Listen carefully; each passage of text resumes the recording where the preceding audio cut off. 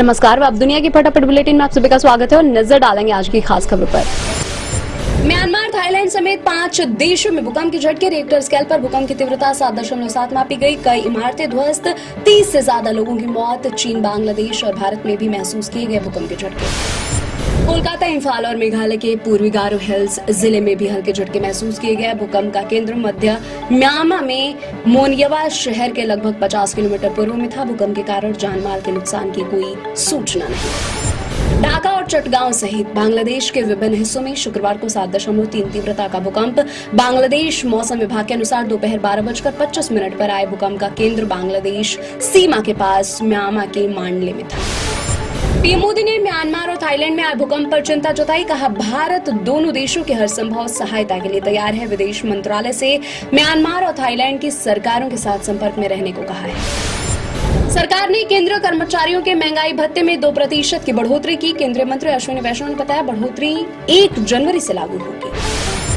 सूचना एवं प्रसारण मंत्री अश्विनी वैष्णव ने कहा, सरकार ने खरीफ सत्र के लिए पोटाश फॉस्फेट उर्वरकों पर 37,216 करोड़ रुपए की सब्सिडी को मंजूरी दी। मंत्रिमंडल ने 22,919 करोड़ रुपए के आवंटन के साथ गैर सेमीकंडक्टर इलेक्ट्रॉनिक्स कलपुर्जा की PLI योजना को भी मंजूरी दी है। कोसी मोची अंतर्राज्यीय नदी लिंक परियोजना को भी मंजूरी। जनता के धन का दुरुपयोग करने के आरोप में दिल्ली के पूर्व मुख्यमंत्री अरविंद केजरीवाल के खिलाफ प्राथमिकी दर्ज की गई। कोर्ट के आदेश पर दिल्ली पुलिस ने की कार्रवाई।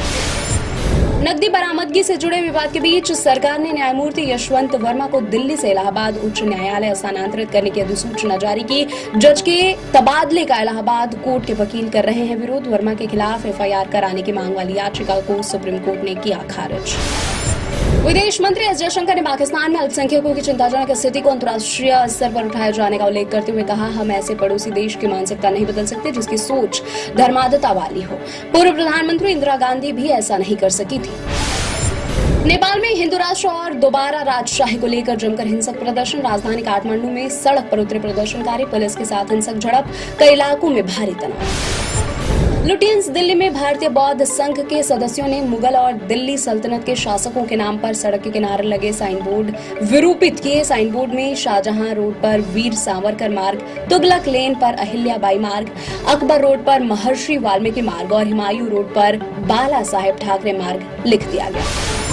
दिल्ली उच्च न्यायालय का बड़ा फैसला। भोजन के बिल पर ग्राहकों द्वारा सेवा शुल्क का भुगतान किया जाना स्वैच्छिक। इसे रेस्तरां या होटल अनिवार्य नहीं बना सकते। न्यायमूर्ति प्रतिभा M सिंह ने केंद्रीय उपभोक्ता संरक्षण प्राधिकरण के उन दिशा निर्देशों को चुनौती देने वाले रेस्तरां निकायों की याचिकाओं को खारिज किया। मांस मछली की दुकानें बंद। उत्तर प्रदेश के वाराणसी में नवरात्रों के अवसर पर मांस मछली की सभी दुकानें बंद रहेंगी। वाराणसी नगर निगम की कार्यकारिणी की बैठक में सर्वसम्मति से यह निर्णय लिया गया। श्रद्धालुओं की आस्था और धार्मिक भावनाओं को ध्यान में रखते हुए यह फैसला लिया गया।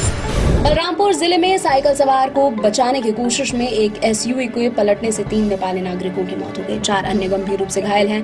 पुलिस ने बताया, दुर्घटना बृहस्पतिवार देर शाम उस समय हुई जब 10 यात्रियों को लेकर SUV नेपाल के डांग जिले से वाराणसी की ओर जा रही थी। झारखंड के सिमडेगा जिले में अलग अलग घटनाओं में जंगली हाथियों के हमले में 2 लोगों की मौत हो गई। वन अधिकारी ने बताया, विभाग ने मृतक के परिजनों को तत्काल राहत के रूप में 10,000 रुपए प्रदान किए हैं।